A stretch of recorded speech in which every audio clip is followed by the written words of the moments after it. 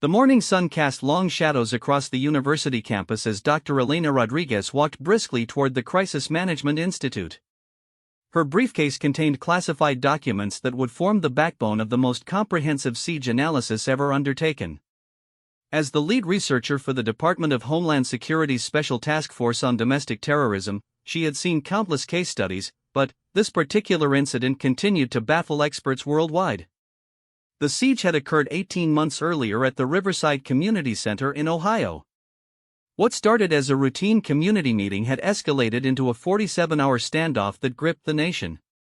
A heavily armed group calling themselves the Patriots of Tomorrow had taken 93 hostages, including children attending an after-school program. The complexity of the situation, combined with its unexpected resolution, had prompted the government to commission this extensive study. Dr. Rodriguez entered the conference room where her team had already assembled. Around the polished oak table sat some of the most brilliant minds in crisis negotiation, tactical analysis, and behavioral psychology.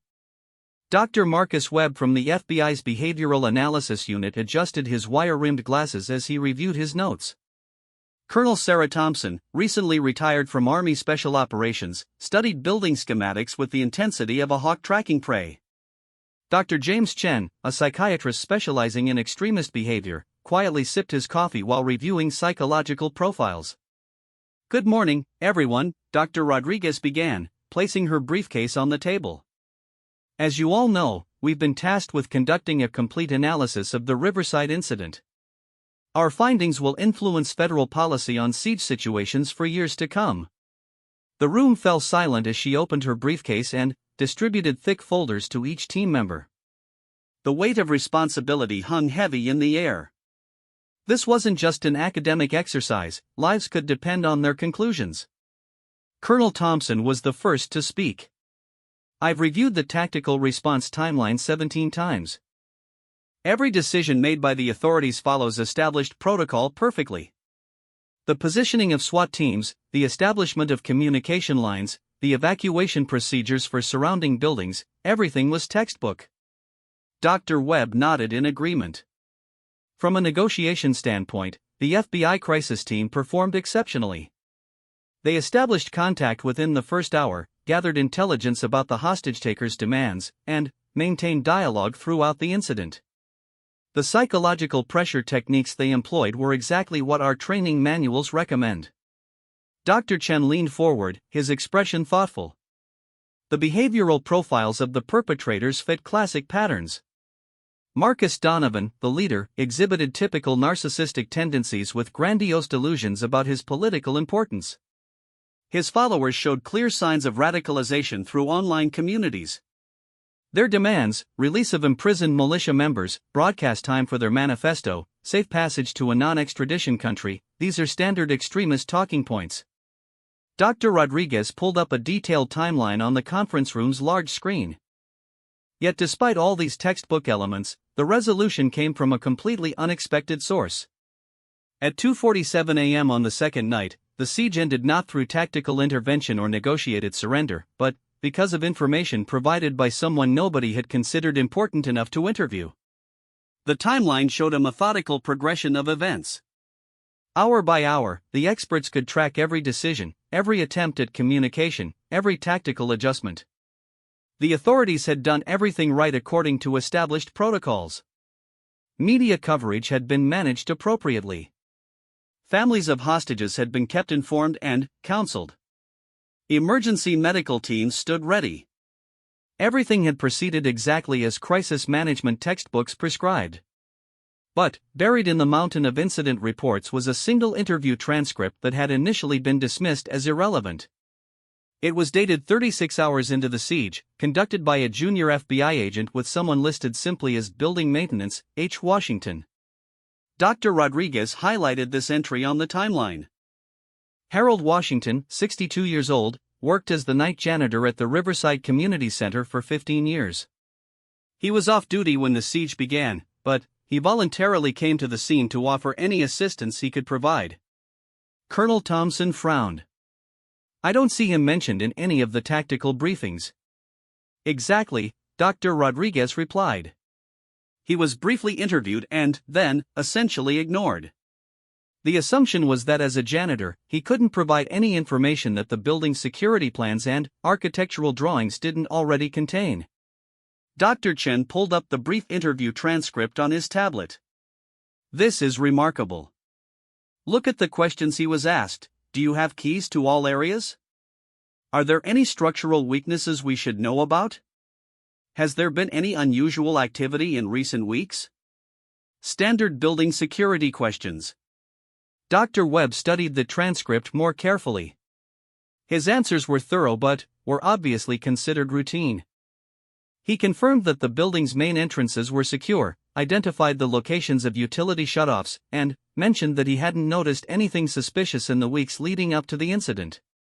But here's what's fascinating, Dr. Rodriguez continued, advancing the timeline to show the siege's sudden conclusion.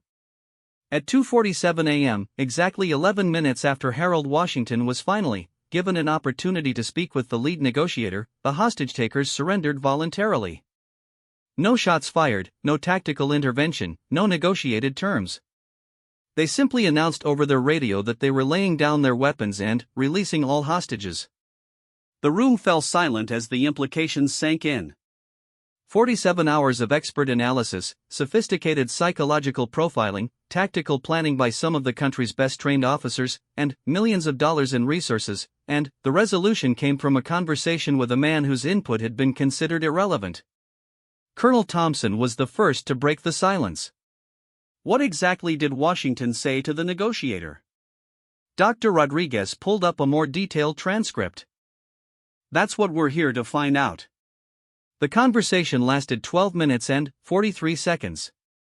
The lead negotiator's report was unusually brief, stating only that new information provided by building maintenance staff led to successful resolution of the standoff. Dr. Webb leaned back in his chair, clearly frustrated. Are you telling me that we have dozens of detailed reports on every aspect of this siege, but we don't have a complete record of the conversation that actually ended it? The negotiator, Agent Patricia Kellerman, retired immediately after the incident, Dr. Rodriguez explained. She cited personal reasons and has declined all interview requests. The official report was filed, the hostages were safe, the perpetrators were in custody, and the case was considered closed. Dr. Chen shook his head in disbelief. This goes against every principle of crisis resolution documentation. We analyze everything to improve future responses. Which is exactly why we're here, Dr. Rodriguez said firmly. Our first task is to locate Harold Washington and Agent Kellerman. We need to understand exactly what information was shared and how it led to such a rapid resolution. Colonel Thompson was already making notes. I'll start with military databases. If Washington has any prior service, there might be records that explain why his input was so valuable. Dr. Webb nodded. I'll contact FBI personnel files for more details on Agent Kellerman's background and try to arrange an interview through unofficial channels. Dr. Chen was studying his laptop screen. I'm already finding some interesting details about Harold Washington. He's lived in the Riverside community his entire life. His employment record shows remarkable stability, 15 years at the community center, 10 years before that at a local elementary school, and, before that, various maintenance positions throughout the area.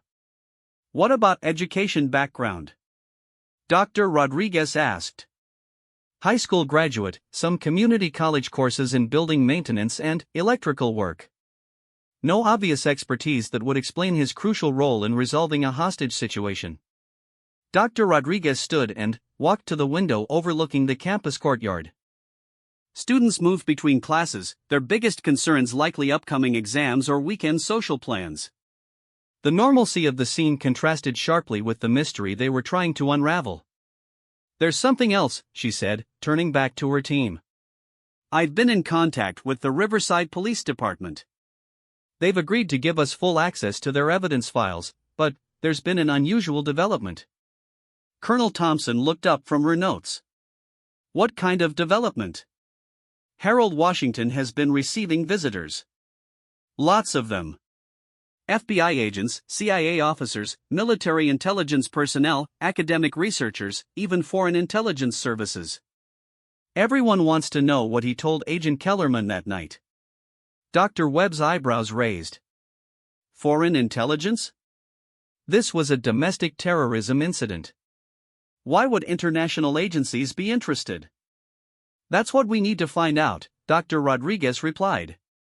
Whatever Harold Washington knew, it's attracted attention from some very powerful people. The Riverside police chief mentioned that Washington has become something of a local celebrity, but not by choice. He's repeatedly declined interview requests and refuses to discuss the incident publicly. Dr. Chen was scrolling through news articles on his laptop. Here's something interesting. 3 weeks after the siege, there was a small item in the local newspaper about Harold Washington receiving a commendation from the mayor. But the article doesn't specify what he did to earn it. Colonel Thompson stood and began pacing. Let me understand this correctly. We have a textbook siege situation that suddenly resolves after a janitor provides some unspecified information to a negotiator who immediately retires and refuses to talk. The janitor receives a commendation but won't discuss what happened. And now intelligence agencies from multiple countries are trying to interview him. That's an accurate summary, Dr. Rodriguez confirmed. Which is why our analysis is so crucial. We're not just studying a successful siege resolution anymore. We're investigating something that has implications for national security.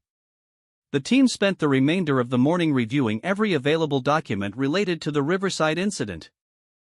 They examined floor plans of the community center, studied photographs of the scene, reviewed transcripts of media coverage, and analyzed the psychological profiles of the hostage-takers. Dr. Webb made several phone calls to FBI contacts, trying to gather more information about Agent Kellerman's sudden retirement. His conversations were frustratingly brief, with most of his contacts claiming they couldn't discuss personnel matters or active investigations. Colonel Thompson focused on the tactical aspects of the siege, looking for any detail that might explain why Harold Washington's input had been so valuable. She created detailed maps showing the positions of law enforcement personnel, the routes that had been planned for potential rescue operations, and the sightlines that snipers had established. Dr. Chen delved into the backgrounds of the hostage-takers, searching for any connection they might have had to the community center or to Harold Washington personally. His research revealed that the Patriots of Tomorrow had chosen the community center almost randomly, selecting it primarily because it was hosting a town hall meeting about local tax increases. As the day progressed, it became clear that they were dealing with something far more complex than a standard case study. The pieces didn't fit together in any logical pattern, and the more they learned, the more questions arose. Dr. Rodriguez called a meeting for late afternoon to discuss their findings and plan their next steps. The team reconvened in the same conference room, but the mood had shifted from professional curiosity to intense focus. Based on our preliminary research, she began, it's clear that we need to approach this investigation differently than we originally planned. This isn't just about analyzing crisis resolution techniques. There are national security implications that we haven't been told about. Colonel Thompson nodded grimly. I've been thinking about this all day.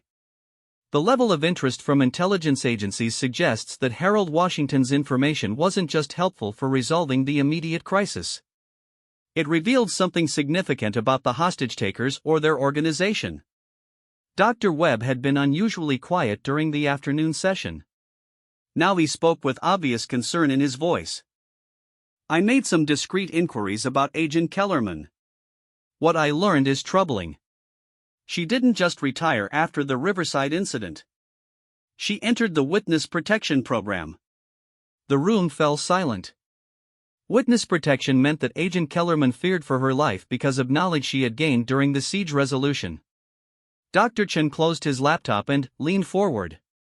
We need to consider the possibility that Harold Washington stumbled onto something much bigger than a local extremist group taking hostages. What if the Patriots of Tomorrow weren't just random domestic terrorists? Dr. Rodriguez felt the weight of responsibility settling even more heavily on her shoulders. Tomorrow we travel to Riverside. We're going to interview Harold Washington, examine the community center, and speak with local law enforcement officers who were present during the siege. But we're going to do this carefully and discreetly. She paused, looking at each team member in turn. I want everyone to understand that this investigation has taken on dimensions we weren't prepared for. We may uncover information that goes well beyond our original mandate to study crisis resolution techniques. Colonel Thompson spoke for the group. We're ready for whatever we find. But, I have one question: does the Department of Homeland Security know about these additional complications? Dr. Rodriguez gathered her papers and placed them back in her briefcase.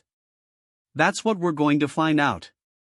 Our first priority is to locate Harold Washington and learn exactly what he told Agent Kellerman that night. Once we have that information, we'll have a better understanding of why this case has attracted so much attention. As the team prepared to leave, Dr. Chen raised one final point. Has anyone considered that Harold Washington might not be willing to talk to us either? If he's been refusing interviews with intelligence agencies, he may not be cooperative with academic researchers. That's a risk we'll have to take, Dr. Rodriguez replied. But, we have one advantage that the intelligence agencies don't have. We're not investigating him or trying to determine if he poses a security risk. We're simply trying to understand how a siege was resolved so successfully. That's a much less threatening approach. The team agreed to meet at the airport early the next morning for their flight to Ohio. As they left the conference room, each member carried with them the growing realization that they were about to investigate something far more significant than they had originally anticipated. Dr. Rodriguez remained behind, staring at the timeline displayed on the conference room screen. Somewhere in those 47 hours of crisis was a moment when everything changed. A conversation between a veteran FBI negotiator and a community center janitor had somehow resolved what experts considered an extremely dangerous situation. She picked up her phone and dialed a number she had been reluctant to call. After 3 rings, a familiar voice answered. Director Morrison's office. This is Dr. Rodriguez. I need to speak with the director about the Riverside Analysis Project. We've uncovered some complications that require his immediate attention. As she waited to be transferred, she looked out the window at the campus courtyard again. The students were gone now, the pathways empty except for maintenance workers preparing the grounds for another day. Somewhere in Ohio, Harold Washington was probably finishing his shift, unaware that his life was about to become much more complicated. The rental car's GPS announced their arrival in Riverside, Ohio, as Dr. Rodriguez steered through streets lined with modest homes and established businesses. The community had the comfortable feel of a place where families stayed for generations, where children walked to school and neighbors knew each other by name. It was exactly the kind of American town that domestic terrorist groups often targeted for maximum psychological impact. Colonel Thompson studied the landscape from the passenger seat, her trained eye automatically assessing sightlines and potential tactical positions.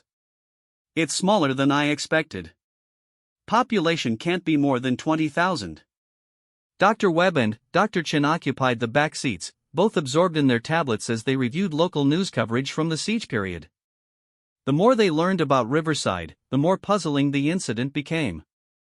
This wasn't a community with obvious political tensions or economic struggles that might attract extremist attention. The demographics are interesting, Dr. Chen observed. Median income slightly above national average, unemployment below state average, crime rates minimal. The Patriots of tomorrow couldn't have chosen a less likely target for their manifesto. Dr. Rodriguez followed the GPS directions toward their first stop, the Riverside Police Department. Chief Patricia Hawkins had agreed to meet with them, though her tone during their phone conversation had been cautious. Local law enforcement had been overwhelmed by the attention the siege had generated, and she was clearly tired of outsiders wanting to dissect every detail of those 47 hours. The police station occupied a modern brick building on Main Street, directly across from the community center where the siege had occurred. Dr. Rodriguez parked in the visitor spaces and studied the imposing structure that had been the focus of so much expert analysis. The Riverside Community Center was a 2-story building constructed in the 1960s, with large windows and multiple entrances that made it both welcoming to the public and challenging to secure during a crisis. Yellow crime scene tape had long since been removed, and the building appeared to have returned to normal operations. Children's artwork was visible through the ground floor windows, and a small sign announced upcoming events including a senior citizens lunch and a youth basketball league. Hard to believe this place was the center of international attention just 18 months ago, Colonel Thompson said as they walked toward the police station entrance. Chief Hawkins met them in the lobby, a woman in her mid-50s with graying hair and the bearing of someone accustomed to handling difficult situations with calm professionalism. She led them to a conference room where files and photographs were already arranged on the table. "I'll be honest with you," Chief Hawkins began as they settled into chairs. "I'm hoping your analysis can finally put this incident to rest. We've had more investigators, researchers, and government officials in this building over the past year and a half than in the previous decade combined." Dr. Rodriguez opened her notebook. "We appreciate your cooperation, Chief. Our focus is specifically on understanding the resolution of the crisis. We're particularly interested in Harold Washington's role in the final hours." Chief Hawkins' expression shifted slightly. "Harold. Yes, he's become quite the local celebrity, though he hates the attention. Good man, been part of this community forever. His father worked for the city before him, and Harold's been keeping our public buildings running for 30 years. Can you tell us about his interaction with the FBI team during the siege?" Dr. Webb asked. "That's where things get complicated," Chief Hawkins admitted. "Harold came to the scene on his own initiative about 6 hours into the standoff. He was concerned about the building systems, heating, electrical, water. He knows that place better than anyone, including the architect who designed it." She pulled out a thick folder and extracted several photographs showing the command post that had been established in the parking lot across from the community center. Initially, the FBI team treated him like any other civilian. They asked him basic questions about building layout, security systems, possible entry points. Standard procedure. Colonel Thompson examined the photographs carefully. But something changed. Around the 36-hour mark, yes. Harold had been hanging around the command post, offering coffee to the officers, bringing sandwiches from the diner down the street. He wasn't getting in anyone's way, so we let him stay. Then, Agent Kellerman started talking with him more extensively. Dr. Chan leaned forward. "What prompted that conversation?" Chief Hawkins was quiet for a moment, clearly choosing her words carefully. "Harold made an observation about the hostage-takers that caught Agent Kellerman's attention. He said something that made her realize they weren't dealing with typical domestic terrorists." "What kind of observation?" Dr. Rodriguez asked. "That's where I have to refer you to Harold himself. Agent Kellerman swore me to secrecy about the specific details. Said it was a matter of national security." Dr. Webb exchanged glances with the rest of the team. "Chief, Agent Kellerman has since entered witness protection. Whatever Harold observed, it was significant enough to put a federal agent's life at risk." Chief Hawkins sighed heavily. "I know. Patricia Kellerman was a good officer, and she deserved better than being forced into hiding because she did her job well. But I gave her my word, and I intend to keep it." The team spent the next 2 hours reviewing police reports, examining photographs of the siege scene, and discussing the timeline of events. Chief Hawkins provided thorough documentation of local law enforcement's response, but it was clear that the real decision-making had been handled by federal agencies. As they prepared to leave, Dr. Rodriguez asked the question they all needed answered. "Will Harold Washington speak with us?" "I called him this morning," Chief Hawkins replied. "He's willing to meet, but only under specific conditions. He wants to choose the location, he wants to limit the conversation to 1 hour, and he wants assurance that anything he tells you will be used solely for academic analysis, not for intelligence gathering." Colonel Thompson nodded. "Those seem like reasonable conditions for someone who's been harassed by investigators for over a year. There's one more thing," Chief Hawkins added as she walked them to the lobby. "Harold specifically asked that you meet him at the community center tonight after it closes. He said the only way to understand what happened is to see the building the way he saw it that night." The team checked into their hotel and spent the afternoon preparing for the evening meeting. Dr. Rodriguez called Director Morrison to update him on their progress, though she was careful not to reveal too many details over an unsecured phone line. "We're making progress," she reported. But the security implications are becoming clearer. Whatever Washington observed, it's significant enough to have put multiple people at risk. Director Morrison's voice was tense. Do you need additional security for your team? I don't think so. We're dealing with academic research, not an active threat. But I wanted you to know that this analysis is uncovering information that goes well beyond crisis resolution techniques. As evening approached, the team gathered in the hotel lobby. Harold Washington had agreed to meet them at 7 p.m., after the community center's evening programs concluded.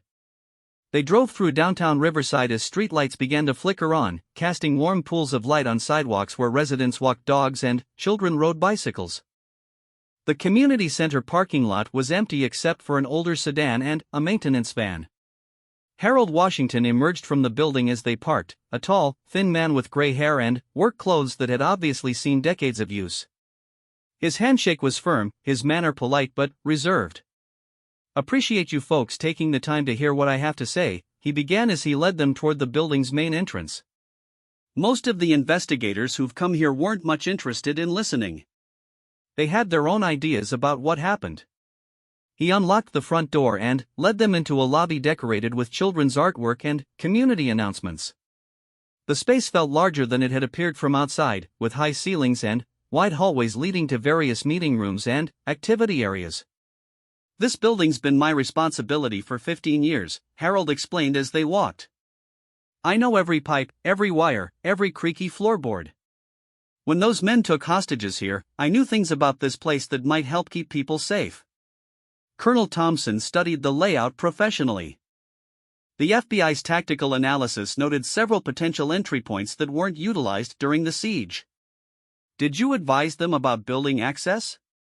I shared everything I knew about the structure itself, Harold confirmed. But that's not why Agent Kellerman wanted to talk with me. She was interested in what I'd observed about the hostage-takers themselves. He led them down a hallway toward the building's rear section, past classrooms and offices that looked exactly like what they were, spaces designed for community education and civic engagement. Nothing about the environment suggested why it would attract international terrorist attention. The thing is, Harold continued, I watch people. 30 years of maintenance work teaches you to observe human behavior. You learn to spot the folks who are going to cause problems, the ones who might vandalize property, the ones who are hiding something. Dr. Chen pulled out his notebook. What did you observe about the patriots of tomorrow during the siege? Harold stopped walking and turned to face the team. That's just it, Doctor. I realized they weren't the patriots of tomorrow at all. The hallway fell silent except for the hum of fluorescent lights overhead. Dr. Rodriguez felt her pulse quicken as she began to understand why this case had attracted so much high-level attention. What do you mean? She asked carefully. Harold unlocked a door leading to a stairwell and began climbing toward the second floor. Follow me. I need to show you something. The second floor housed the building's main meeting rooms, including the large auditorium where the town hall meeting had been scheduled to take place on the night the siege began. Harold led them to a storage room at the end of the hallway and turned on the lights. This is where I was working the night before the siege, he explained. Replacing some old shelving units, doing routine maintenance. I was here until about midnight, and I saw the men who would become the hostage-takers. Dr. Webb looked confused. They were in the building the night before? Not in the building, Harold clarified. But I saw them in the parking lot when I was leaving. 3 men in a dark SUV, sitting there with the engine running. Nothing unusual about that, people use our lot for various reasons. But something bothered me about them. He walked to the storage room's small window and pointed toward the parking lot below. They weren't watching the building. They were watching the street, like they were waiting for someone or something specific. Colonel Thompson joined him at the window. Did you report this observation during the siege? I mentioned it during my first interview, but nobody seemed interested. They were focused on building security and immediate tactical concerns. It wasn't until Agent Kellerman started asking different questions that I realized what I'd seen might be important. Dr. Rodriguez was beginning to understand the complexity of the situation. Harold, you said you realized they weren't really the patriots of tomorrow. What led you to that conclusion? Harold turned away from the window and sat down on one of the storage room's boxes. For the first time since they'd met him, his confident demeanor showed signs of uncertainty. This is the part that's gotten me into trouble with all these investigators, he said slowly. What I'm about to tell you goes against everything the experts concluded about this siege. He paused, clearly weighing his words carefully. The men who took hostages here weren't domestic terrorists. They were foreign operatives using the Patriots of Tomorrow identity as cover for a different operation entirely. The room went completely silent. Dr. Rodriguez exchanged glances with her team members, each of them processing the implications of what they just heard. Harold, Dr. Webb said gently, that's a very serious allegation. What evidence led you to that conclusion? Language, Harold replied simply. I speak 4 languages, learned them during my army service overseas. When those men thought nobody could hear them, they weren't speaking English. They were using Russian, Arabic, and, what I think was Farsi. Dr. Chen was scribbling notes frantically. You have linguistic training? 22 years in Army intelligence before I came back home to Riverside. I specialized in communications intercept and translation.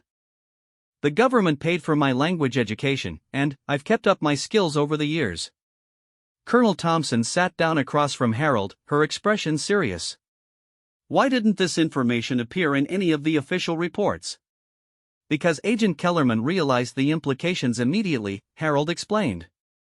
If foreign operatives were using domestic terrorist identities to operate on American soil, it meant our intelligence agencies had been compromised. She knew that information couldn't go through normal channels. Dr. Rodriguez felt pieces of the puzzle beginning to fall into place. The Witness Protection Program. Agent Kellerman discovered evidence of foreign intelligence operations on American soil, and someone wanted to silence her. More than that, Harold said quietly. The siege itself was a cover operation. The Patriots of Tomorrow identity was designed to hide the real purpose of their presence in Riverside. Which was what? Colonel Thompson asked. Harold stood up and walked back to the window. That's what Agent Kellerman figured out after we talked. The community center wasn't randomly chosen. There's something in this building, or something that was supposed to happen here, that attracted foreign intelligence attention. Dr. Webb was reviewing his notes from their earlier research. The town hall meeting. It was supposed to be about local tax issues, but were there any federal or state officials scheduled to attend? That's what we need to find out, Dr. Rodriguez said. Harold, did Agent Kellerman share any theories about what the real operation might have been? She said it was bigger than just Riverside, Harold replied. She thought this might be one of multiple operations designed to gather intelligence about American domestic security responses. The siege was a way to observe our crisis management procedures up close. The implications were staggering. If Harold's assessment was correct, the Riverside incident wasn't an isolated domestic terrorism event. It was part of a coordinated foreign intelligence operation designed to probe American security capabilities. Harold, Dr. Chen said carefully, have you shared this information with anyone else? Only with Agent Kellerman and, now with you folks. Every other investigator who's come here has had their own agenda. They weren't interested in what I actually observed, they wanted me to confirm their existing theories. Dr. Rodriguez checked her watch. Their agreed-upon hour was almost up, but there were still crucial questions that needed answers. One final question, she said. How did Agent Kellerman use your information to resolve the siege so quickly? Harold smiled for the first time since they'd met. That's the brilliant part. Once she realized they were foreign operatives, she contacted their handlers directly. She bypassed the hostage-takers entirely and negotiated with the people who were really running the operation. She contacted foreign intelligence services during an active domestic crisis? Colonel Thompson asked incredulously. She did what she had to do to save lives, Harold replied firmly. And it worked. The handlers ordered their operatives to surrender rather than risk exposing their larger network. As they prepared to leave the community center, Harold had one final observation. The thing that bothers me most about all this is that nobody in authority seems to care about the bigger picture. Everyone's focused on classifying the incident as resolved, but the foreign intelligence network that planned this operation is still out there. Walking back to their rental car, Dr. Rodriguez's mind raced with the implications of what they'd learned. Their academic analysis of siege resolution techniques had uncovered evidence of foreign intelligence operations on American soil, potential compromise of federal agencies, and a cover-up that reached the highest levels of government. "We need to contact Director Morrison immediately," she said as they reached the car. Colonel Thompson shook her head. "We need to be very careful about who we trust with this information. If Harold is right about agency compromise, we could be putting ourselves and him at risk." Dr. Webb was already on his phone, checking for secure communication options. "We should assume all normal communication channels are potentially monitored." As they drove back through downtown Riverside, Dr. Rodriguez realized that their investigation had entered dangerous territory. They were no longer academic researchers studying crisis resolution. They had become witnesses to evidence of foreign intelligence operations, and that knowledge made them potential targets. The small-town streets that had seemed so peaceful that morning now felt ominous. Every parked car could contain surveillance equipment, every pedestrian could be an observer reporting their activities. The cozy hotel where they'd planned to spend a quiet evening reviewing their notes had become a place where they needed to watch their words carefully. But there was no turning back now. Harold Washington had trusted them with information that could have national security implications. Agent Kellerman had sacrificed her career and her safety to protect that information. Now the responsibility for what to do with that knowledge rested with their small academic team. Dr. Rodriguez stared at the hotel room ceiling, unable to sleep despite the exhaustion that should have overwhelmed her after the day's revelations. In the adjoining room, she could hear Colonel Thompson pacing and occasionally speaking in hushed tones on her phone. The weight of Harold Washington's disclosure had transformed their academic mission into something far more dangerous and complex. At 3 a.m., she finally gave up trying to sleep and moved to the small desk by the window. The view overlooked Main Street, where occasional cars passed under streetlights that cast everything in an amber glow. Somewhere in this peaceful community was evidence of foreign intelligence operations that could reshape national security policy. A soft knock at the door connecting her room to Dr. Webb's interrupted her thoughts. She opened it to find him fully dressed, holding his laptop and a thick folder of documents. "Can't sleep either," he asked quietly. "Too much to process," she admitted, gesturing for him to enter. "Have you been able to reach any of your FBI contacts?" "That's the problem," he replied, settling into the room's single chair. "I've tried calling 6 different people, and none of them are returning my calls. Either they're all coincidentally unavailable, or someone has issued instructions about discussing the Riverside incident." Dr. Rodriguez felt a chill that had nothing to do with the air conditioning. "You think we're being monitored?" "I think we stumbled into something that powerful people want to keep buried," Dr. Webb said bluntly. "The question is whether we're dealing with a cover-up by American intelligence agencies or something more sinister." Another soft knock, this time from the door connecting to Colonel Thompson's room.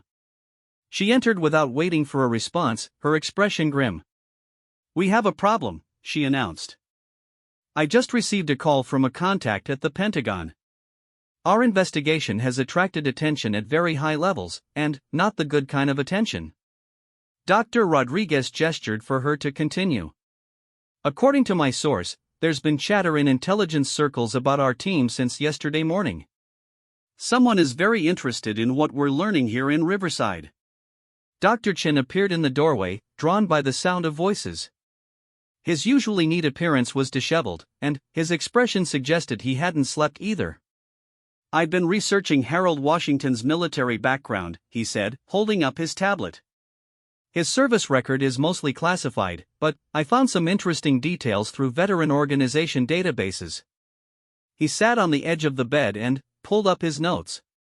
Harold Washington wasn't just any Army intelligence specialist.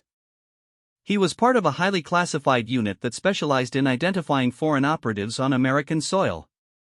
His linguistic skills and analytical training made him one of the military's most effective counterintelligence assets. Colonel Thompson leaned forward. So when he identified the siege perpetrators as foreign operatives, he knew what he was talking about. More than that, Dr. Chen continued. His unit was disbanded in 2003 following what military records describe as operational security breaches. Several members of his team were reassigned to different branches, and others left military service entirely. Dr. Webb was typing rapidly on his laptop. Let me check something. If Harold's unit specialized in identifying foreign operatives, there should be records of their successful operations. After several minutes of searching through military databases, his expression grew troubled. This is odd. There are very few records of successful operations by Harold's unit, but there are multiple references to compromised operations and blown covers. It's almost like their intelligence was being leaked to the targets they were investigating. Dr. Rodriguez felt the pieces of a larger puzzle beginning to form in her mind. What if Harold's unit was disbanded because someone realized they had identified foreign intelligence networks that were being protected by people within our own government? The room fell silent as the implications sank in. They weren't just dealing with a single siege incident. They were potentially looking at evidence of long-term foreign penetration of American intelligence agencies. Colonel Thompson stood and began pacing again. If that's true, then Harold Washington represents a significant threat to whoever has been protecting these foreign operations. His knowledge of how to identify foreign operatives, combined with his direct observation of the Riverside incident, makes him extremely dangerous to the wrong people. Which explains why Agent Kellerman entered witness protection, Dr. Webb added. She didn't just uncover evidence of foreign operatives. She discovered evidence of American officials collaborating with foreign intelligence services. Dr. Chen was scrolling through additional research on his tablet. I found something else interesting. 3 other members of Harold's disbanded military unit have died under suspicious circumstances over the past 5 years. Car accidents, medical emergencies, random crimes. All investigated and officially closed, but the pattern is troubling. Dr. Rodriguez felt a surge of fear, not just for their own safety but for Harold Washington's continued well-being. We need to warn him. Warn him about what? Colonel Thompson asked. That his former teammates are dead and he might be next? That there's evidence of a foreign intelligence network operating with American government protection? That our investigation might have painted a target on his back? We need to get this information to people we can trust, Dr. Rodriguez said firmly. The question is, who can we trust? Dr. Webb closed his laptop and stood up. I have an idea, but it's risky. I know a journalist who specializes in intelligence community stories. She's broken several major stories about agency misconduct, and she has a reputation for protecting sources. Absolutely not, Colonel Thompson said immediately. Going to the media with preliminary theories could destroy innocent careers and compromise ongoing operations. But staying quiet could get Harold Washington killed, Dr. Chen countered. And if there really is foreign penetration of our intelligence agencies, the public has a right to know. Dr. Rodriguez walked back to the window and looked out at the quiet street below. In a few hours, this peaceful community would wake up and go about its daily routine, unaware that their local janitor might hold the key to exposing one of the largest intelligence failures in American history. There's another option, she said slowly. We complete our investigation and present our findings through official channels, but we document everything and create multiple copies of our evidence. Official channels that might be compromised? Dr. Webb asked. Not all of them, she replied. We report to Director Morrison as planned, but we also prepare a complete report for congressional intelligence committees, the Inspector General's office, and selected media outlets. We create enough redundancy that the information can't be suppressed. Colonel Thompson nodded slowly. Dead man's switch approach. If anything happens to us or to Harold Washington, the information becomes public automatically. Over the next hour, they developed a comprehensive plan. Dr. Chen would continue researching Harold's military unit and the suspicious deaths of his former teammates. Dr. Webb would carefully reach out to trusted contacts in the FBI and CIA, testing whether information about their investigation was being shared inappropriately.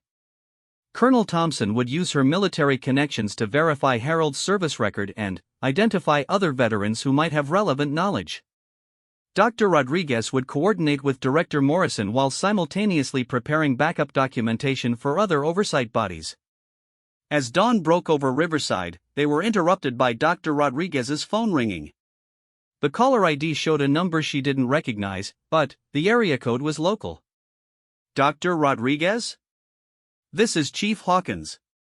I'm sorry to call so early, but we have a situation. Harold Washington didn't report to work this morning, and his apartment appears to be empty. His neighbors haven't seen him since yesterday evening when he left to meet with you. Dr. Rodriguez felt ice forming in her stomach. Chief, we left Harold at the community center around 8 p.m. He seemed fine, maybe a little concerned about the attention he's been getting, but not fearful for his safety. That's what worries me, Chief Hawkins replied. Harold has worked here for 15 years without missing a single shift. Something's wrong. The team dressed quickly and drove to Harold's apartment building, a modest complex on the outskirts of town. Chief Hawkins met them in the parking lot, along with 2 Riverside police officers and what appeared to be federal agents. FBI, one of the agents introduced himself. Agent Morrison, no relation to your Director Morrison. We understand you were among the last people to see Mr. Washington. Dr. Rodriguez studied the agent carefully. We met with Harold at the community center yesterday evening as part of our research into the siege incident. Can you tell us why the FBI is involved in a missing person case? Agent Morrison's expression was carefully neutral. Mr. Washington has been under federal protection due to his knowledge of the Riverside incident.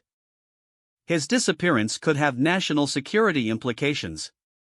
Colonel Thompson stepped forward. What kind of federal protection?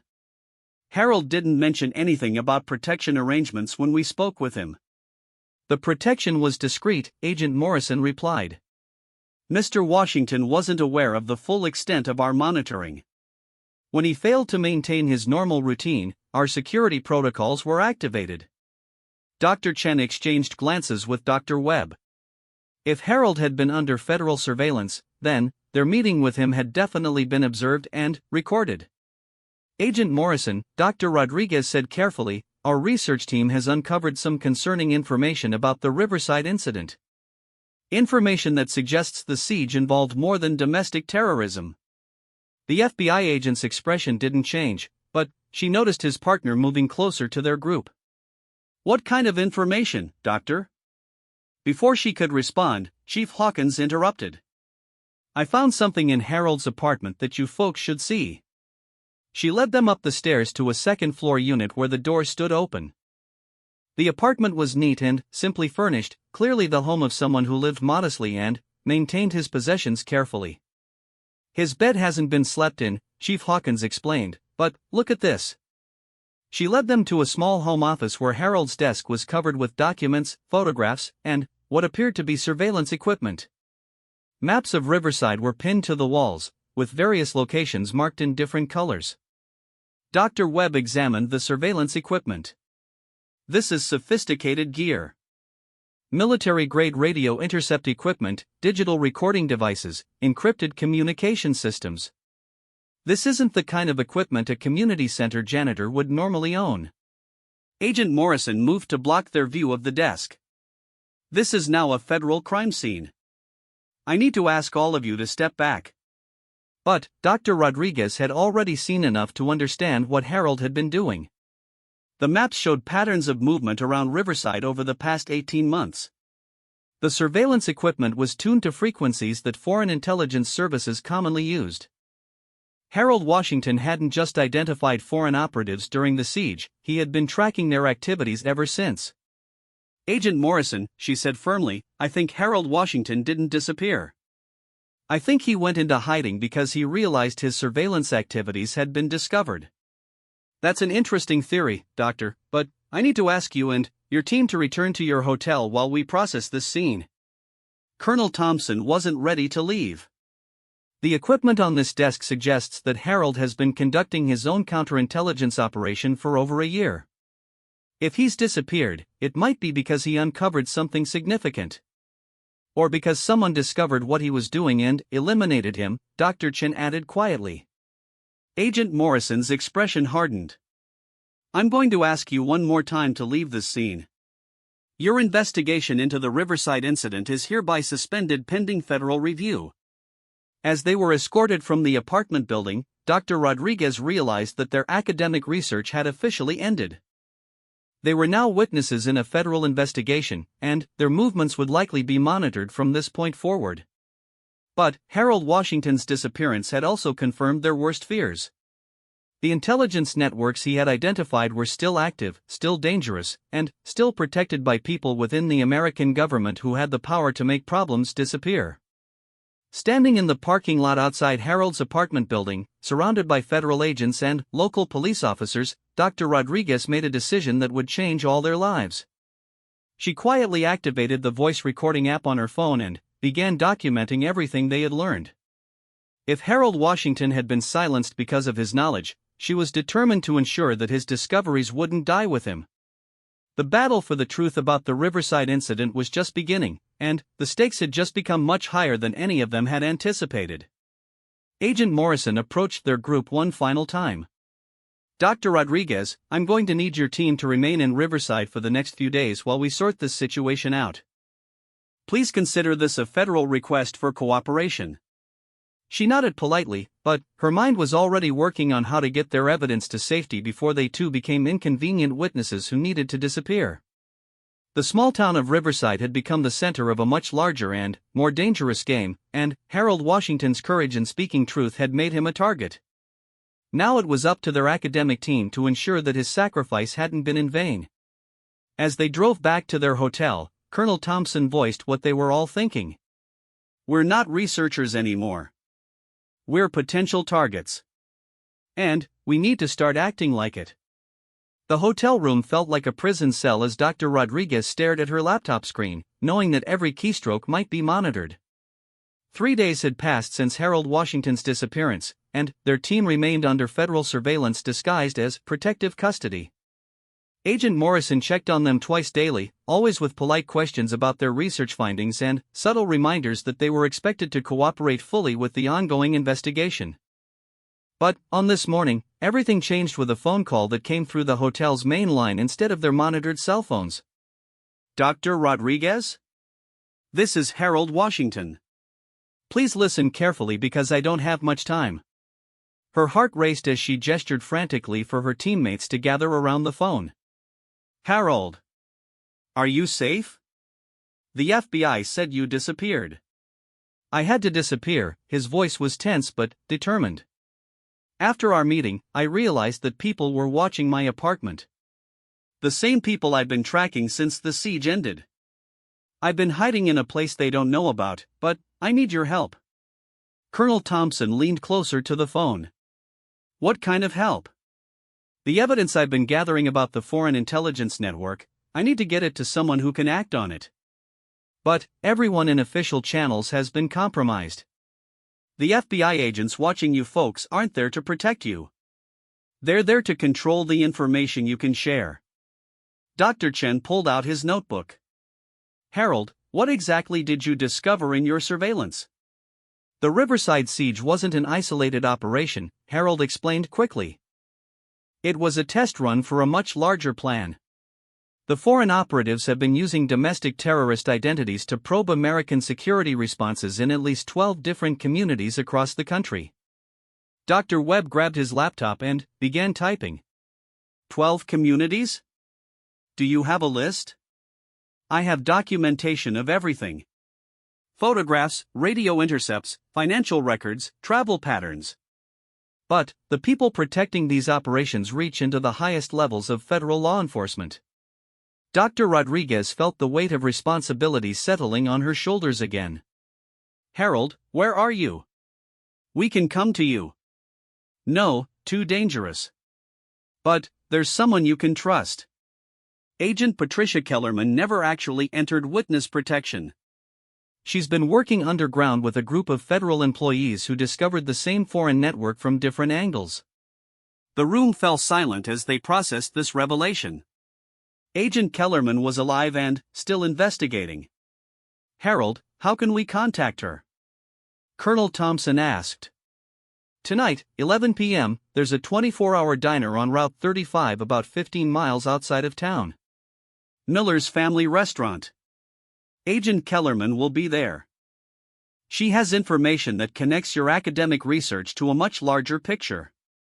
"What about you?" Dr. Rodriguez asked. "Will you be there?" "I'll try, but I need to retrieve the evidence files I've been hiding. If something happens to me, ask Agent Kellerman about Project Lighthouse. That's what they called the operation to map American crisis response capabilities."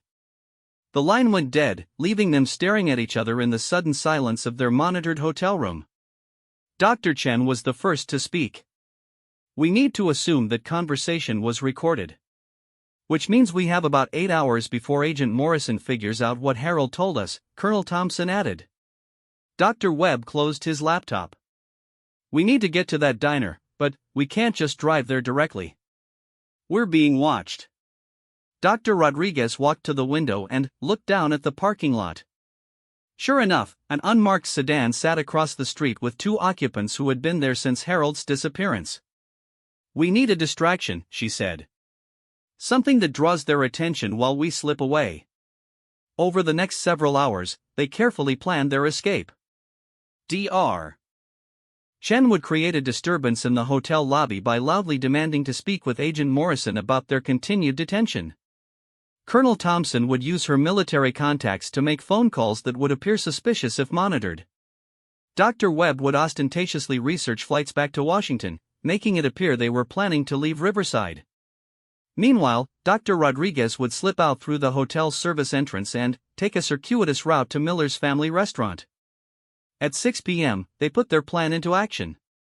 Dr. Chen's performance in the lobby was masterful. He demanded immediate contact with congressional oversight committees, threatened to call media contacts, and generally created enough commotion to draw the attention of their surveillance team. Dr. Rodriguez used the distraction to slip out through the kitchen loading dock, where a taxi was waiting to take her to a car rental agency 20 miles away. The driver, arranged through Chief Hawkins' careful networking, took back roads that avoided the main highways where surveillance might be expected. By 10:30 p.m., she was sitting in a corner booth at Miller's Family Restaurant, a classic American diner with red vinyl seats and fluorescent lights that made everything look slightly surreal. The place was nearly empty except for a few truck drivers and what appeared to be a middle-aged woman reading a newspaper over coffee. At exactly 11 p.m., the woman approached her booth. "Dr. Rodriguez? I'm Patricia Kellerman." The former FBI agent looked tired and older than her years, but her eyes held the sharp intelligence that had made her one of the Bureau's most effective crisis negotiators. "Agent Kellerman, thank you for meeting me. Harold Washington said you have information about Project Lighthouse." Kellerman slid into the booth across from her and pulled out a thick envelope. "What I'm about to show you represents 2 years of investigation by a group of federal employees who discovered we have a serious national security problem." She opened the envelope and spread photographs and documents across the table. "The foreign intelligence operation that Harold identified during the Riverside siege is much larger than anyone realized. They've been conducting systematic probes of American crisis response capabilities for at least 5 years. Dr. Rodriguez studied the photographs, which showed surveillance images of various locations across the United States. Harold mentioned 12 different communities. Confirmed operations in 12 communities, suspected operations in at least 20 more, Kellerman confirmed. Each operation used local extremist group identities to mask foreign intelligence gathering. The Riverside incident was unusual because it escalated to an actual hostage situation. Why haven't you reported this through official channels? Kellerman's expression darkened. Because official channels have been compromised.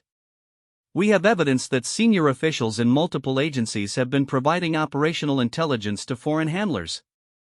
She pulled out a list of names that made Dr. Rodriguez's blood run cold. high-ranking officials in the FBI, CIA, and Department of Homeland Security were identified as potential assets or unwitting collaborators. Agent Kellerman, this suggests systematic penetration of American intelligence agencies. More than penetration, Kellerman replied. We believe there's a coordinated effort to map and compromise American domestic security capabilities in preparation for a larger operation. Before Dr. Rodriguez could respond, she noticed Harold Washington entering the diner. He looked exhausted and nervous, carrying a backpack that obviously contained the evidence files he had mentioned. As he approached their booth, Kellerman suddenly tensed. We have company. Through the diner's front windows, Dr. Rodriguez could see several dark vehicles pulling into the parking lot. Agent Morrison and his team had found them. Harold, get out of here, Kellerman said urgently. Take the evidence to the backup location. But it was too late. Federal agents were already entering the diner, blocking all exits. Agent Morrison approached their booth with a smile that didn't reach his eyes. Ladies, gentlemen, I'm afraid this unauthorized meeting needs to end. Dr. Rodriguez, you were instructed to remain at your hotel pending completion of our investigation. Kellerman stood up slowly, her hands visible. Agent Morrison, I believe you know who I am. Former Agent Patricia Kellerman, currently under investigation for theft of federal documents and conspiracy to obstruct a federal investigation, Morrison replied. Mr. Washington, I need you to hand over the backpack. Harold clutched his backpack tighter. These documents prove that foreign intelligence services have been conducting operations on American soil with the knowledge and cooperation of federal officials.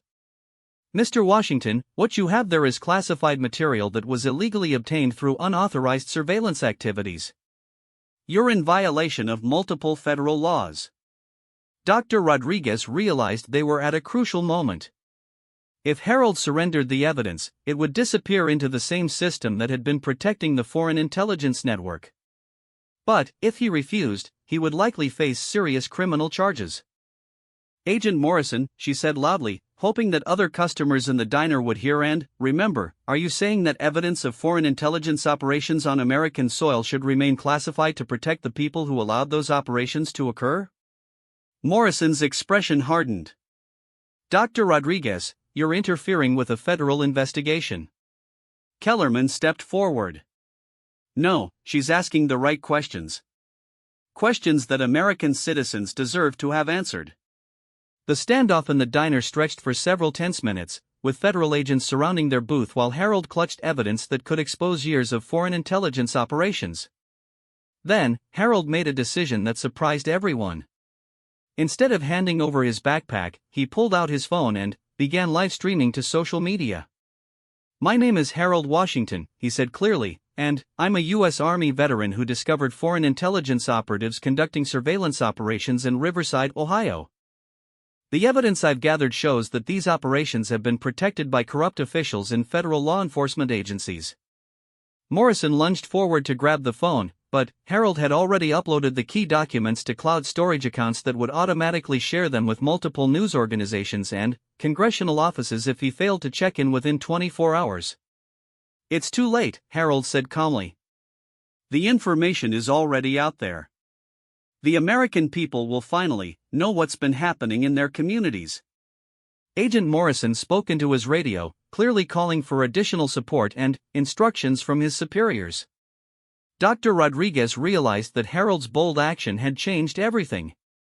The evidence could no longer be suppressed through normal channels because it was already in the public domain. Over the next hour, the small diner became the center of a media circus as news organizations responded to Harold's viral video. Camera crews, reporters, and federal officials converged on Miller's family restaurant, turning it into an impromptu press conference. Harold, with Kellerman's coaching, methodically presented his evidence to assembled reporters. He showed photographs of surveillance equipment, documented radio intercepts of foreign language communications, and provided detailed timelines of suspicious activities in multiple American communities. Dr. Rodriguez found herself serving as an expert witness, explaining how their academic research into the Riverside siege had uncovered evidence of much larger foreign intelligence operations. As dawn broke over Ohio, the story was already national news. Congressional leaders were demanding immediate investigations, intelligence community officials were issuing carefully worded denials, and foreign policy experts were analyzing the implications of systematic foreign penetration of American domestic security capabilities. But, for Dr. Rodriguez, standing in the parking lot of a small-town diner as television news crews prepared their morning broadcasts, the most important victory was simpler. Harold Washington was still alive, Agent Kellerman was no longer hiding, and the truth was finally coming to light. The academic study that had begun as a routine analysis of crisis resolution techniques had exposed one of the largest foreign intelligence operations in American history. Harold Washington, the community center janitor who had stunned experts with his observations about the Riverside siege, had proven that sometimes the most important truths come from the most unexpected sources. 3 months later, congressional investigations would confirm most of Harold's findings and lead to the arrest of multiple federal officials for conspiracy and treason. Foreign intelligence networks operating in at least 18 American communities would be dismantled, and new security protocols would be implemented to prevent similar penetration in the future. Agent Patricia Kellerman would be reinstated with full honors and promoted to lead a new counterintelligence task force. Harold Washington would receive the Presidential Medal of Freedom and would finally agree to write his memoirs about his role in exposing the conspiracy. And Dr. Rodriguez would find herself appointed to head a new academic center dedicated to studying foreign intelligence operations, with the understanding that sometimes the most important national security insights come not from expensive technology or sophisticated analysis, but from ordinary citizens who have the courage to speak truth to power.